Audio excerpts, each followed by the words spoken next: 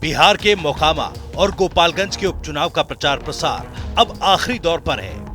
दोनों सीटों पर आरजेडी के प्रत्याशी खड़े हैं। मोकामा से पूर्व विधायक अनंत सिंह की पत्नी नीलम देवी मैदान में हैं, तो गोपालगंज से आरजेडी के मोहन प्रसाद गुप्ता प्रत्याशी हैं। सभी राजनीतिक दल अपनी पूरी जोर आजमाइश में लगे हैं। साथ ही राजनीतिक तंज और आरोप प्रत्यारोप का दौर भी तेज हो गया है।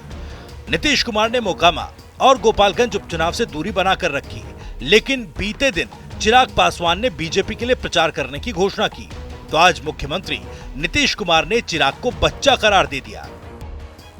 नीतीश ने स्वर्गीय रामविलास पासवान का नाम लेते हुए बोला कि हमने पासवान जी को केवल सम्मान ही नहीं दिया, बल्कि उनका समर्थन भी किया। हमारे उनके संबंध बहुत अच्छे थे। अब बच्चे कुछ भी बोलते हैं कि उसके पिताजी का कितना हमने किया था, सम्मान ही नहीं दिया था, उनका हमने समर्थन किया था। शुरुआती दौर की बात है। अभी सब तो बच्चा न है जी। ब्याह तो दूसरा वहाँ जाके दिल्ली में न किए हैं, तो जब वहाँ रहते थे तो वहाँ जाते नहीं रहते थे। हमारा रिश्ता बहुत पुराना रहा है, उनको तो नहीं रहे, ये दुखद है। अब लड़का बच्चा जो भी बोल रहा है, अब फिर सब साथे आया था तो घूमता ही रहता था। लेकिन अचानक जो देखा इस बार जो बिहार का चुनाव होना था, तो उसी में हम देखे तो मामला अंदरूनी ही है। तो ये सब हमारे पार्टी के लोगों की धीरे धीरे एक एक लोगों की राय थी, इसलिए तो हम अलग हो गए। वहीं सीएम नीतीश ने चुनावों में आरजेडी प्रत्याशियों की जीत का दम भी भरा, लेकिन सीएम नीतीश ने चुनाव प्रचार में नहीं जाने की बात को एक बार फिर टाल दिया। ये तो जनता मालिक है, हम इस सब पर कुछ नहीं कहते हैं।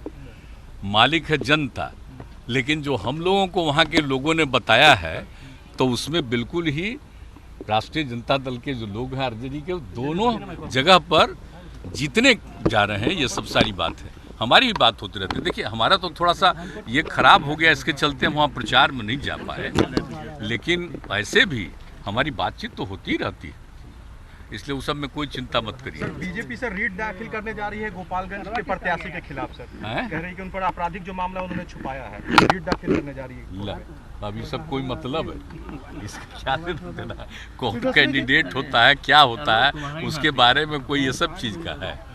ये सब चीज़ का तो अपना जो कर रहा है, कोई को कर रहा है। आज आपको मालूम नहीं है कितने लोगों पर कितना कंप्लेंट हो जाता है, तो सब तो अलग चीज़ है, उससे कोई मतलब नहीं। एड़ी चोटी का जोड़ लगाए हुए बीजेपी, क्योंकि आपसे अलग होने के बाद ये पहला मौका है चुनाव का। अरे वो तो एक अलग है, ये सब तो बाई इलेक्शन है, इसमें तो जो कुछ भी होना उनको तो हम लोग अलग हो गए हैं और कोई मतलब नहीं। दरअसल इस उपचुनाव में अगर दोनों सीटें सत्ता पक्ष हार जाता है तो सरकार पर कोई फर्क नहीं पड़ेगा, लेकिन अगर आरजेडी दोनों सीटें जीत जाता है तो जेडीयू के लिए फिर खतरे की घंटी बज सकती है, क्योंकि बिहार विधानसभा की कुल 243 सीटों में सबसे ज्यादा 78 विधायक आरजेडी के हैं। बीजेपी के खाते में 77 तो जेडीयू के पास 45 विधायक हैं। कांग्रेस के 19 और वाम दलों के 16 विधायक हैं। अगर उपचुनाव की सीटें आरजेडी के खाते में जाएंगी तो आरजेडी बिना नीतीश कुमार के समर्थन के भी सरकार बनाने की स्थिति में आ सकती है।